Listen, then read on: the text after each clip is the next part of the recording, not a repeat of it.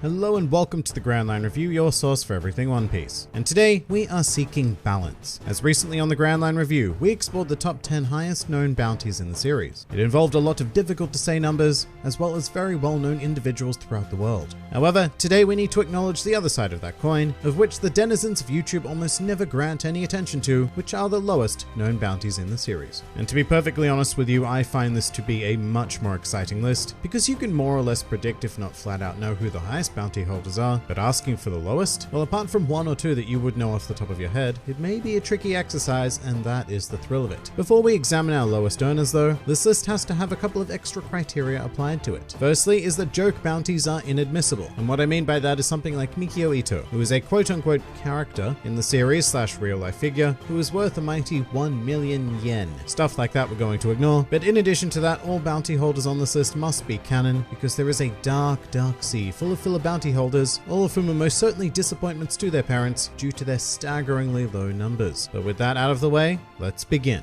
Welcome to the top 10 lowest known bounties in One Piece. Number 10.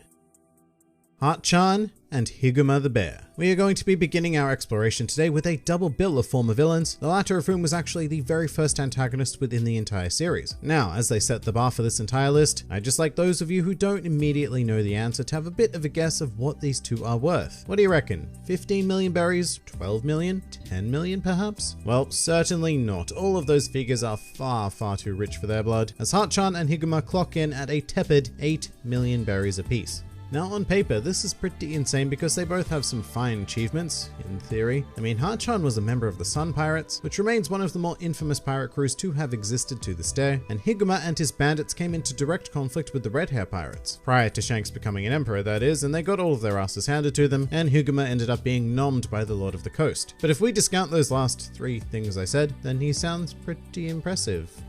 And you know what, to be fair, 8 million berries is still quite a decent chunk of change, and I can guarantee you that there are at least 9 other people in this world who were deemed as even less of a threat to the world government than Hart-chan or Higuma.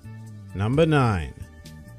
Curly Dadan. Moving right along, we have another bandit, and not only that, but another bandit hailing from Dawn Island no less. However, Dadan, whilst reasonably powerful in her own right, would not come to be known as the most prominent bandit of the island, as she was branded with a bounty of 7,800,000 berries, a mere 200,000 behind key rival Higuma. Although he's dead now, so I suppose Dadan got the last laugh there. Dadan is a bit tricky though, because she isn't known in the series for any of the exploits that would have earned that number, but rather for being a parental figure to the 3 amigos that are Luffy, Ace, and Sabo. However, a certain Monkey D. Garp did once claim that Dadan and her bandit gang had committed more crimes than there are stars in the sky. So despite her heart of gold, we are talking about a pretty serious criminal organization here. What we definitely can say for Dadan is that she is a rather fierce woman, choosing to wield an axe in combat, and after joining forces with a chibi ace, she was able to overcome an incredibly notorious pirate by East Blue standards, being Captain Blue Jam, who himself had a bounty of 14,300,000 berries. Not that bounties denote power levels, they absolutely do not, and this is the last time that will ever be brought up in this discussion. But Blue Jam was a tough customer regardless. Not tough or widespread enough to promote Dadan's own number any further, but you know what? 700,800,000 berries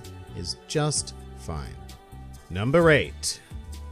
Mikita. Probably better known to most people as Miss Valentine, Mikita first appeared as an agent of the then mysterious Baroque Works, with a devil fruit ability that could kill through the mere act of being sat on. And the world government clearly took notice of this, issuing her a mild-mannered bounty of 7,500,000 berries. And you know, I'd say that this is fairly accurate. For the potential her devil fruit has, Mikita only really ever used it to perform one action, which was the equivalent of a Super Smash Bros. Player maining Kirby and only using down B to attack, which you know is effective to an extent. And Mikita certainly saw enough success with it to never bother to branch out elsewhere, but I'm afraid it's exactly that sort of thinking that is going to get you placed on a list like this. Rather notably, her partner Gem, aka Mr. 5, was actually far too valuable to be with us here today, as his bounty is around 10 million berries, which sits in the 7-figure range, something that absolutely none of our contenders here can boast at all. And speaking of, let's go on to meet a few of our other underachievers in this world.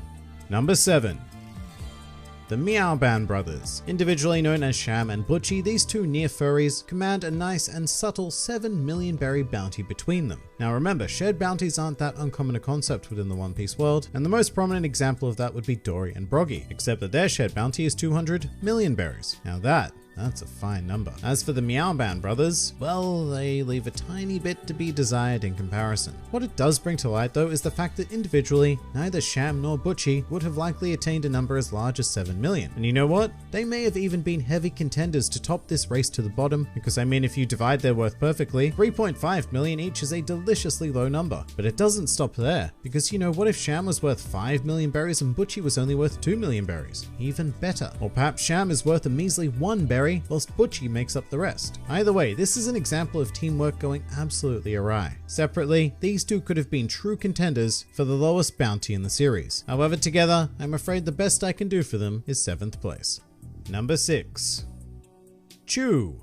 Alright, here we have yet another fishman gracing this list, and just like his compatriot Hatchan, Chew was a former member of the Sun Pirates. Pretty good CV, however it hasn't quite gotten him the job, as he was assigned a poverty level bounty of 5,500,000 berries. Quite a leap downwards from our previous contenders, who I will remind you were the Meow Band brothers. So Chew, you have a bit of explaining to do, buddy. Now a lot of this may have to do with the fact that Chew isn't the smartest of individuals. In fact, he has the distinct dishonor of being the only character to lose to Usopp in one-on-one combat in the entire East Blue saga, as well as most of the Alabasta saga, the Skypiea saga, the Water 7 saga. Actually, pretty crazily enough, Usopp would not beat another major opponent one-on-one until Perona in the Thriller Bark saga. And this is despite the fact that Chew has dem lips, making him very proficient at sucking. And rather notably, Chew does not swallow, he exclusively spits, which is his primary method of attack, firing bullet-esque projectiles from that there mouth. And sadly, this isn't quite versatile enough to do much for him, and hence why he was given a token bounty, which is more than likely due to his association with the Sun Pirates as well as Arlong. So we're not really in a good place here, but I'm afraid that our standards are only going to slip further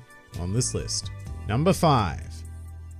Alvida. Here we have the self-proclaimed most beautiful lady on all of the seas, and that was a thought that became echoed back at her after the fateful consumption of the Sube Sube no Mi. But I'm afraid that even with that, Alvida doesn't quite carry the infamy of a Boa Hancock, or the acclaim of a Princess Shirahoshi, and in fact the world really only has taken notice of Alvida to the tune of 5 million berries. And I suppose that amount is fair enough. I mean, she was a relatively dangerous pirate in the days of East Blue, dangerous enough to be swiftly dealt with by a singular rubber boy anyway. In her defense though, Alvida has some guns because she wields that mighty club, so there is some damage to be done to the civilians of the world. And hey, after becoming associated with a certain Buggy D clown, there's every chance that Alvida's name will incidentally spread throughout the world, although I'm not so sure that being connected to Buggy is going to help her in the numbers game. Number 4. Porchemi. So if you don't remember Porchemi, I don't necessarily blame you, but he appeared in Luffy's second flashback as a member of the Blue Jam Pirates, and is no longer with us in this world actually, but while he was, he commanded an incredible bounty of 3,400,000 berries. 8, that's a low number. It's actually almost embarrassing for a fully grown adult to be considered such a featherweight to the world, but when we take a close look at Porchemi's CV, it's pretty easy to see why, because he only seems to be dangerous to one sliver of the population, which is defenseless children. And so Porchemi's claim to fame was capturing and torturing a very young Monkey D. Luffy, but failing to get any information out of him, and then proceeding to get beaten up by 2 other children as a result. Even his Captain Blue Jam was so sufficiently ashamed of this human being that he promptly disposed of him after learning of the latest in what could only have been a long streak of failure. Number 3. Babe. Better known to most of you as Mr. 4, Babe is actually quite a surprise appearance to me because he was very high up in the Baroque Works rankings, and his bounty of 3,200,000 berries doesn't necessarily initially reflect that. I mean, his partner Miss Merry Christmas had a bounty of 14 million berries, which is far too excessive for this list, and as stated before, even his immediate underclassman Mr. 5 was worth 10 million. So what did Babe do wrong? Well, it may have something to do with the fact that he is more or less completely useless on his own. I mean, he has one hell of a mean swing, which is reflected in his name, which is taken from Babe Ruth, but without a dog cannon and a pushy mole woman, I'm not entirely sure what Babe would be able to accomplish. He's quite possibly the least intelligent character within the entire series, and in fact he actually seems genuinely incapable of thinking for himself. So in terms of being a threat to the world government, I actually think that Babe would probably join the Marines if someone asked him to, and let him into it, or the Revolutionary Army, or any faction. It just so happened that on this occasion he ended up being a pirate with some fine bat skills, and a lifelong dream of becoming a pizza boy. And yes, I'm serious about that last part, that is 100% canon. And you know what? He would probably make much more from that minimum wage job than his bounty is worth. Number 2. Beppo! Alright, so I am always thrilled to see Beppo even on a list like this, which certainly does not do him justice whatsoever, with his bounty being a measly yet ever so adorable 500 berries. However, this understated amount does match Beppo's understated personality quite well, as he is a quiet yet curious polar bear mink. Despite this, Beppo does have at least one highly valued skill, as he is actually the navigator of the Heart Pirates, which is very interesting given that he came to join them once he was swept away to sea after descending one of the legs of Zunisha, and later boarded a ship, randomly ending up in North Blue and meeting a young Trafalgar Law. However, of course, deep down, we do all know the reason why Beppo was branded numerically in this manner, and it's because the world government has a horrible habit of mistaking certain pirate crew members for pets. And so Beppo, as the now mascot of the Heart Pirates, will probably never receive his due attention. However, it must be said that he is in pretty good company, considering number 1. Tony Chopper.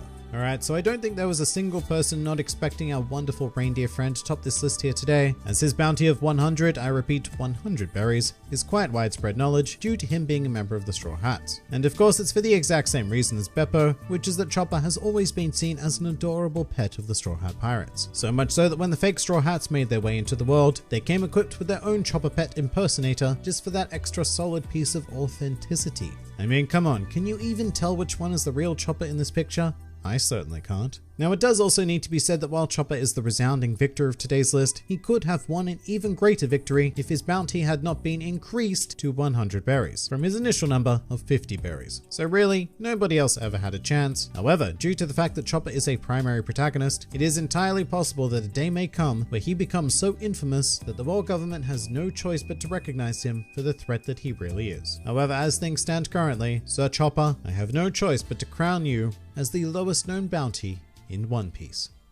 But that pretty much does it for the top 10 lowest known bounties in One Piece. If you enjoyed this video and the content this channel produces in general, then please do consider donating to the Grand Line Review Patreon, because the support of all of you amazing people is what continues to make this channel possible. And if you'd like to see more videos like this but applied to other anime and manga series, then please do check out my second channel, New World Review, for all of your wider needs. And if you'd like to join the fun at any time, then please do head over to my Discord server, where a wide array of shenaniganry takes place on a daily basis. And finally, please do comment with your thoughts on these abysmal numbers. This has been the Grand Line Review, and I'll see you next time.